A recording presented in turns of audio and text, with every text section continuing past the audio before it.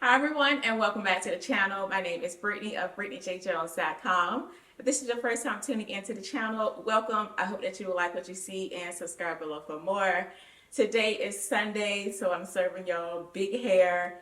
Don't mind the red lipstick, I was just photographing. If I wasn't photographing, it would not be on. But since I had a little bit of makeup on, I figured why not turn the camera and go ahead and answer some of you all's questions. I did not get to post a video on Friday. The week has been absolutely crazy. I had a lot of sew-alongs that I had to get done. I'm on deadline, so I had to prioritize those sew-along videos. But we're here today. Hopefully this week I'll be able to get back on track. But I do still have a lot of editing to do. But I'm really excited about today. You all sent in some awesome questions just like every week. So I'm really excited. I'm not going to have time to do any demos in this video just because, like I said, I'm still on deadline. I know some of you already have my pattern, ME 2013. If you scan this QR code looking for the sew along, that's what I've been doing all week. So I need to get that video, those videos edited and up by tomorrow, which will be Monday. So yeah, I really don't have time to do the demo today, but I will do those. So I'll just answer about 4 or 5 questions that you all submitted in the Google form. But before we get started with the video, I do have to give a special shout out to Luisa. If you all know, I have been working with them for a while now. They are a carbon neutral jewelry brand. Everything that I'll be wearing is from Luisa, except for my wedding band. But yeah, I love their style. I love that everything is really sleek and minimum. I love that their prices are affordable. And like I said, they're a carbon neutral company. So they design with the environment in mind. And they're really taking those extra steps to make sure that they are taking care of the planet while they are creating these pieces. So let's see what I got this month. I did receive 4 new pieces in the mail. Came at a perfect time. It's Valentine's Day this week. I did take a sneak peek. They're all earrings, which I'm excited about because I have a lot of bracelets. My ring collection is growing, so now we can start really growing the earrings. So the first one that I have here, and of course, I love their packaging. It's really, really easy and nice to keep, good quality. You can always travel with these and just put your jewelry back in these. But the first one right here is a pair of earrings. This is Zion. I love these. I'm a big fan of small, like everyday pieces. I really don't do big hoops. I like them, but I don't really feel comfortable in them. I'm more comfortable in smaller pieces. So this earring here is called the Zion, and I actually have a bracelet to match. The second one here I thought was really, really cool. I thought this earring was such a cute and unique design. So I'm really happy that I have this one. I'm excited to wear this one. I'll be honest, these right here that I have in my ears, I wear these every single day. Sometimes I even sleep in them. So it's time to give these a rest and try some new ones. So I'm excited about that. The next pair of earrings that I have in are, ooh, these are fun. I like these. These are the Alyssa hoops. These are cute. I like that little detail, that kind of triangle, like, I don't know what kind of shape that is, but I'm here for it. I really do like these. These are really cute. And the last pair of earrings that I have here, let's see. Up. I may be able to replace the hoops that I wear every day. These are the Cayenne earrings. These are really cute. I love that. And these are really really small. They just kind of hug the ear. So I think my thing with heavy and big hoops is that I'm scared they're going to rip and tear, and I don't want that. That's just like my biggest fear with heavy statement earrings. So I kind of stick to the small things. That's, again, what I'm most comfortable in. So I'm really excited to have these earrings here. Thank you so much, Luisa, for sending over some new jewelry pieces. I'm excited. I really do appreciate it. They really are an awesome brand to work with. So I have a link down in the description box if you want to check out any of the pieces that I have here. Definitely check out the link. Click, browse their site, learn more about the brand, and hopefully you find something that you like and you want to shop. Let's go ahead and start answering your sewing questions now. The first question that we have came in from Cambrel. I hope I'm pronouncing that right, Cambrel. I'm sorry if I'm getting it wrong. Please forgive me. Your question was, when sewing with knits, is the zigzag stitch used for all areas when sewing, or do you only use it at the areas where the garment will stretch? This is a fantastic question. Thank you so much for sending it in.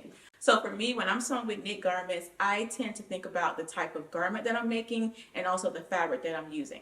So here's what I mean. If I'm making an oversized top, the seams aren't really touching my body. That way they don't really need to be stretching as much. In that case, most of the time I may sew majority of the stitches with a straight stitch because nothing's really touching my body, right? Now, if I'm sewing a perfect fitted tee, I'm definitely going to be using some zigzag stitches, and I will most likely use them around the areas that need to stretch. So around my arm, I need that to stretch. Around the hem, I need that to stretch. Sometimes around the neckline, it kind of depends. For me, I like to think about the neckline. Is it a loose boat neck? Is it a V-neck? How much stretching needs to happen to go over my head? You know what I'm saying? And then that will determine if I'm going to use a zigzag stitch or just use a straight stitch. For my shoulder seams, most of the times I'm using a straight stitch. For my side seams, again, depending on the garment, if it's just like a loosey-goosey knit top, I'm not so much worried about it stretching because the fabric isn't really touching my body.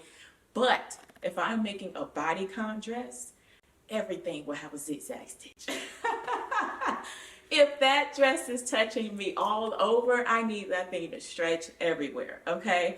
So to answer your question, for me, it depends on the fabric that I'm using and the garment that I'm making. Most of the time, people zigzag horizontal stitches and straight stitch vertical stitches, okay? Side seams, hems.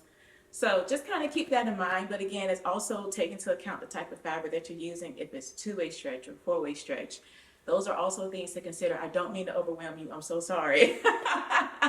But just consider the areas, the type of garment you're making, and the type of fabric you're using. And then you can see if this place, if it's possible that I would pop a stitch. We don't want stitches popping, but I definitely recommend it around your hem, around your arm. Just think about the places where you really want it to stretch. And again, if you're making something bodycon, everything gets a zigzag stitch. Everything. Thank you so much for sending in your question. I hope that answer helped. The next question comes in from Tawanda. Thank you so much for sending in your question. She says, when basting an invisible zipper to the seam allowance, is it removed after the permanent stitch has been placed? I never see anyone removing the basting stitch, so I'm confused. Please help. Thanks in advance. That's a fantastic question, Tawanda. And yes, the basting stitch should be removed after your permanent stitch goes in. I don't know if they're just not showing that step, or maybe they're keeping their basting stitch in. Chances are the basting stitch, once the permanent stitch is in, the basting stitch really doesn't matter. It's not really holding anything in place anymore because you already have that permanent stitch in place. So generally speaking, the basting stitch does get removed after you have put your permanent stitch in. Thank you so much for sending in your question, Tawanda. All right, next question comes in from Dolores. Thank you so much for sending in your question. She says, do you have any recommendations for projectors to project the pattern onto your cutting table? This is a fantastic question, and I'll be honest, I know nothing about projector sewing. I see a lot of sewers in the community that absolutely love it. They live by it. One of them in particular that I know just lives by it is Aronica Cole. She's also at Needle and the Bell over on Instagram, and she is a no-me designer. She loves projector sewing, and I think she also has a course or maybe an ebook or something that teaches you everything about projector sewing, from her recommendations to the files to calibrating. I think she covers all of that. So I am going to put her name here. I hope that you will screenshot it and go check her out and see what she offers, because again, I know nothing about projector sewing. I don't even know where to start. If you all do projector sewing, help Dolores out. Y'all know how we do. Let's help each other out. Give her some recommendations. If you all do projector sewing, leave them down for her below. Thank you so much, Dolores, for sending in your question. Let's see what's next. The next question comes from Ruthie. Ruthie asks how to pick the right size pattern when you are a 40 bust, a waist 38, and a 41 hip. Well, Dolores, I'm glad you asked that question. This is something that I love. For me, this is what makes me happy, because when you get a pattern, like, this is just paper. The pattern doesn't know anything about your body, your measurements. It's just guessing based off of standard sizes. It does not know you, Ruthie. So for me, I recommend that you always look at the finished garment measurements on the back of your pattern envelope. So if you're making a dress or a top, whatever you're making, take your body measurements at home, take those measurements to the store, pick up your pattern based off of what it's saying your body measurements fall in, because sometimes they're 2 and 3 envelopes. My patterns come in 3 envelopes. So your body measurements is going to help you decide which size envelope to pick. However, don't just grab it and check out. Always look at the finished garment measurements, because depending on the pattern, if it's oversized, you can probably cut a medium when you normally cut an extra large, and that could be in 2 different pattern envelopes. You know what I'm saying? So I recommend fitting your body or picking your size based off of your finished garment measurements. And when you go to make your garment, if your bust is 40 and it's saying that you're in a size 18, cut the 18 around your bust. If your waist is a 38 and that's saying that you're in a 16, then from that 18 at the bust, grade in your pattern to that 16 so it's going to fit you at your waist. And if you need to come back out for the hip, just go ahead and come back out on that pattern for your hip. That's all you have to do, or at least that's what I do, and I find it really easy. I'm not saying that I'm a pattern grader or an expert. That's just what works for me. I'm always merging pattern lines so that they fit my body. So I hope that helps answer your question, Ruthie. Thank you so much for sending it in. The next question is coming from Kendall. Thank you so much, Kendall, for submitting your question. She says, I'm a newbie to sewing. Welcome to the sewing world. But I want to become good at it. Absolutely. How best can I learn how to sew and learning how to make my own clothes without breaking the bank? Excellent question, Kendall. Thank you so much for submitting it. Right off the top of my head, I do think about Sew It Academy. Sew It Academy is an online sewing and design school. It's founded by Mimi G.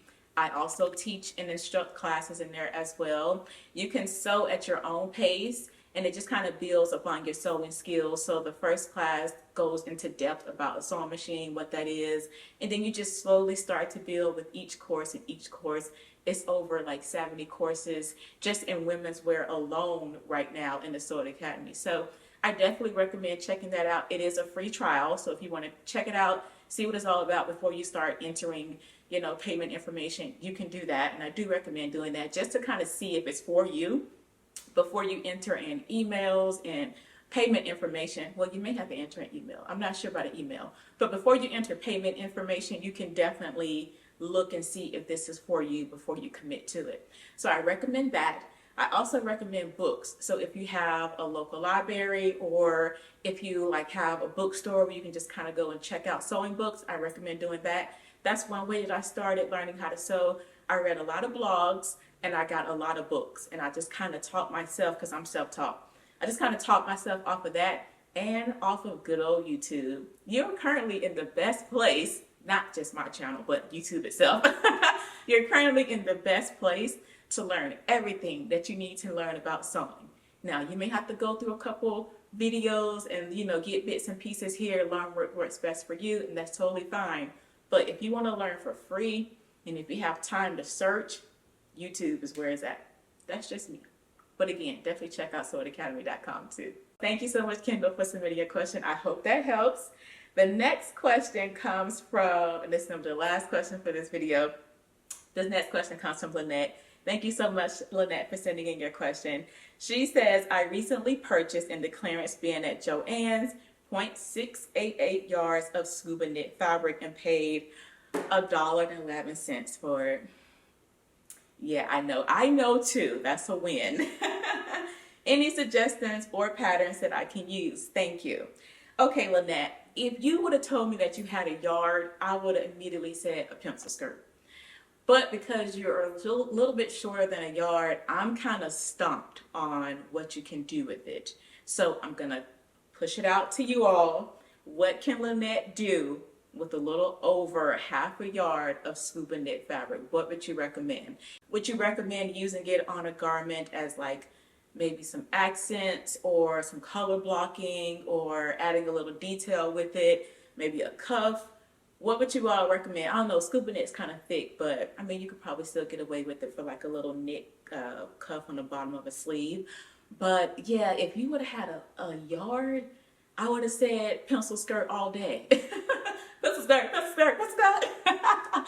So I'm a little stumped. So I really do hope that you all can give Lynette some ideas on what she can make with her Scuba knit that she found at Joann's. Again, she has 0.688 yards of it, so it's a little over a half a yard. So you all give her some suggestions. Thank you so much, Lynette, for submitting your question. You got a really good deal on that. So I hope that we'll be able to give you some suggestions that can help you use it. Well, that is all for the video. Thank you all so much for watching. Keep watching to the end though, because I told you all that I've been sewing on some sew-alongs. I just took the photos today. Remember I said that at the start of the video. So I'm going to show you a few sneak peeks of the pictures that I photographed.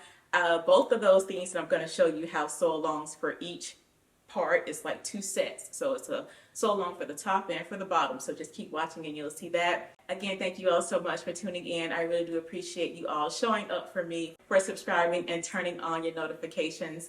Thank you all so much. Remember to check out Anna Luisa. I have the link for you all down in the description box. Again, you can just browse and learn more about the company or do some shopping with that link. And that is all for the video. Thank you all again. I keep thanking you all. But thank you all again so much for watching, and I hope you have a great day. Until next time, blessings everyone. Bye.